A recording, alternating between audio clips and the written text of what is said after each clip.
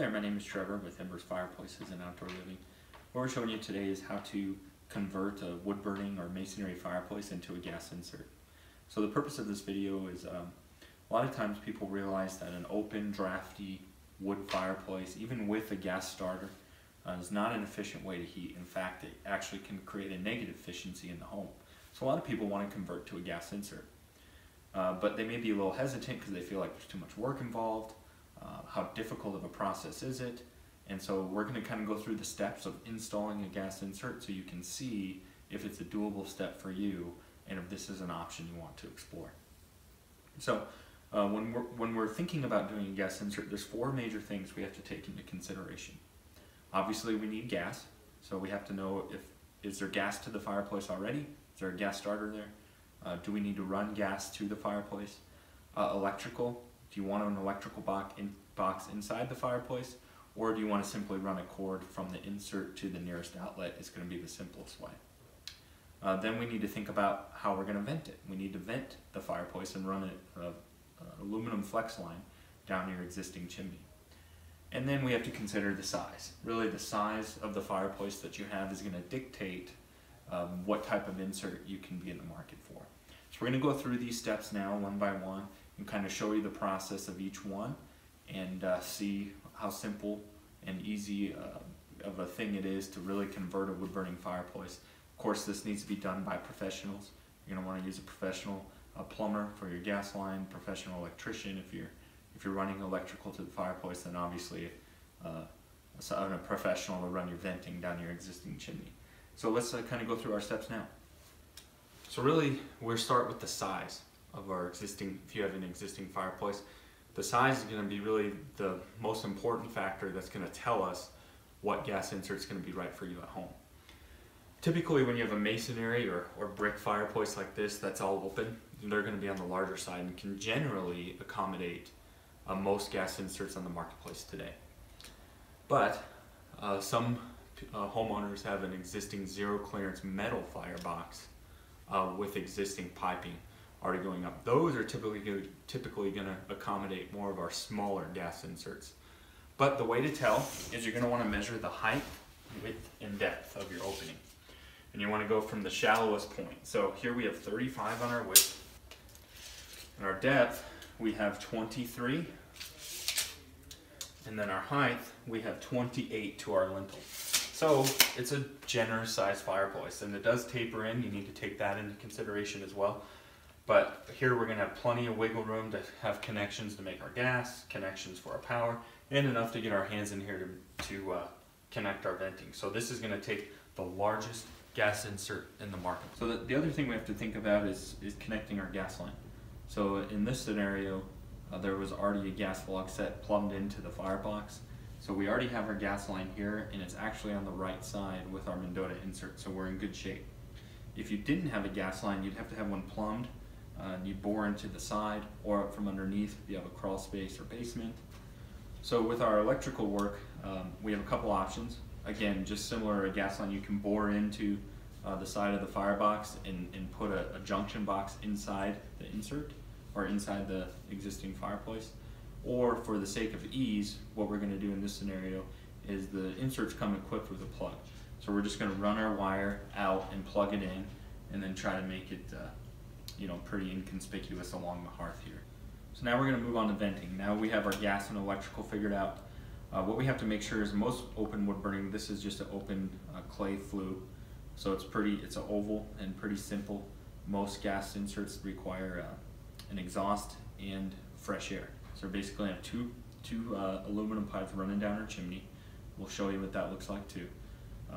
Most of them require two 3-inch pipes. In this example, the Mendota uses a 4 and a 3. So we have a 4-inch for our exhaust and a 3-inch for our fresh air. So we're going to pull those down from the top, put a new cap on top, and then connect those on our insert and basically make our gas and electric connections and slide our insert in, and we'll be ready to go. So here's inside the fireplace. You can see we have a damper. This is 5 inches wide, and then the width of the fireplace. So you can see you can open the damper here. So we'll keep the damper fixed open. And because it's 5 inches wide, our flex line will fit right through that damper. So that's where we're going to run our flex. Got our flex liner. So this is our aluminum flex liner. This is our 4-inch pipe. Our 3-inch pipe is inside of it, so we're going to pull the 3-inch out. So we're going to have 2 flex kits. So this is about at 15 feet or so. It comes compressed from the factory this length. So what we're going to do is measure our chimney and see how long we need it, because this stretches up to 35 feet. So if we need 35 feet of liner, this can accommodate a 35-foot chimney. We just got to stretch it out to the appropriate length. So our chimney height is 17 feet, so we went ahead and stretched our 2 lines up to 20 feet. That way we have a couple feet of slack to work with. So this is our cap.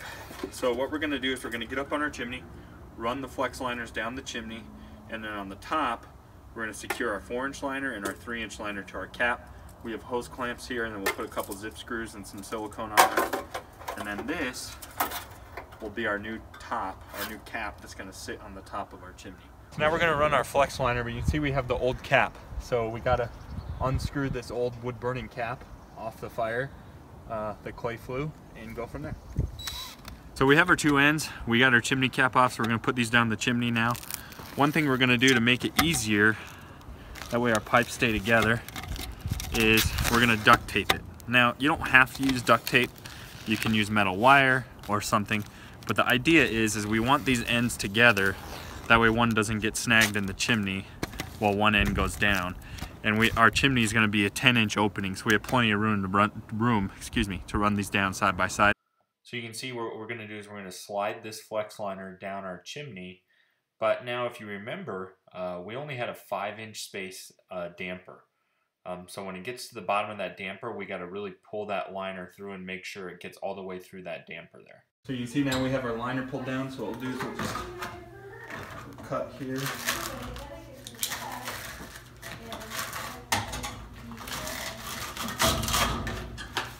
And now we're in good shape. We have our 4-inch exhaust and our 3-inch fresh air pulled down. Now we'll bring the insert in and get it connected. Now we need to, you can see our fireplace, it drops down in. So what we need is we need our base, the height of the hearth, so that way the insert can sit flush with the hearth. So we have some fire brick here. So we pretty much have the width of these pavers. So we're going to set this up and then use some shims and level off our fire brick. That way we have a nice level base that we're working on before we put our insert in.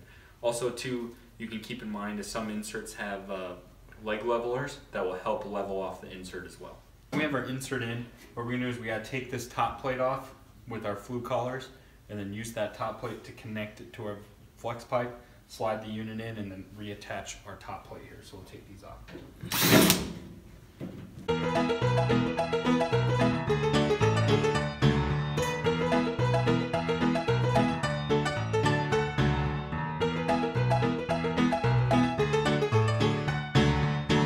So we have our unit in place. You can see we have our vent cap in place. While we can still get our hands in here, we have our flex line coming off the unit, so we're going to connect our gas now. So we have our insert slid in. We slid our top plate up here, so we're going to re-screw our top plate back on.